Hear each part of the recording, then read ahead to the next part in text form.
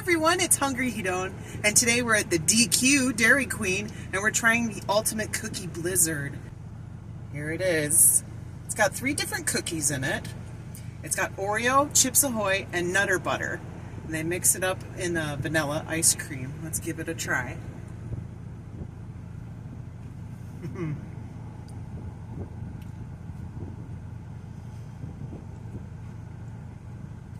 It is so amazing. If you like those cookies, it's fantastic.